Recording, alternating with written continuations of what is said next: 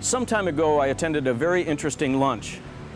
It was of people I didn't know, and it was in a city down south. The MC said, if you introduce yourselves to each other around the table, then you can proceed to eat. We were all introducing ourselves, and the gentleman directly across from me was a tall African-American man whose name, as he said it, was distinctly Muslim. When we got around to me, I introduced myself, and I was the last guy, so we all started eating.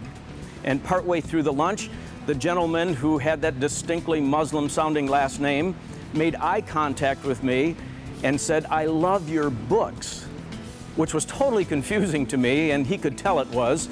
So he said, "Let's chat after lunch." And so I said, "Okay, let's do that." So after the lunch, we stepped off to the side, and he told me a story I'll never forget. He told me about growing up in a church that had some racial prejudice issues, so he and his family felt like they had to leave it. And he left God and Jesus Christ and the whole thing. But when he was in college, he was accepted and loved by some Muslims. And they just took him in, and so he became a Muslim.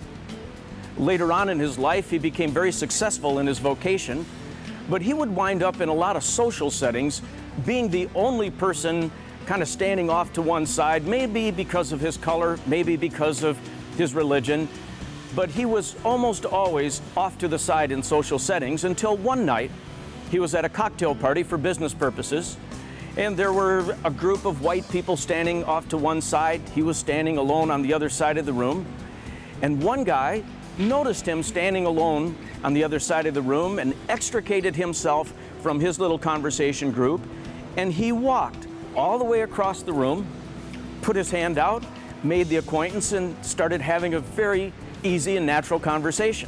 They met together for several weeks, both talking about Islam and Christianity, and one morning after that breakfast, the Muslim, instead of going to work, went home, dropped on his knees, and invited Jesus Christ into his life. Isn't God trying to change all of his children into walk across the room kind of children?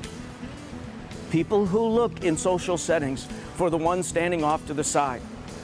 People who are aware throughout the course of their day that maybe there's someone they can have a conversation with. Maybe it won't lead anywhere. Maybe it will. Maybe God has a grand adventure planned if someone is willing to walk across the room. This new book that's coming out soon, called Just Walk Across the Room, is a book and a tool that pastors can use to fire up their congregations about the risks and the rewards associated with personal evangelism.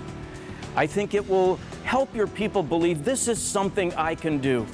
Now, I wish I could be there in person in San Diego. I'm on the road internationally and can't join you, but my heart's there, and I hope you'll take advantage of this new tool that's being offered, Just Walk Across the Room, and I hope it'll help you fire up your people for the work of evangelism.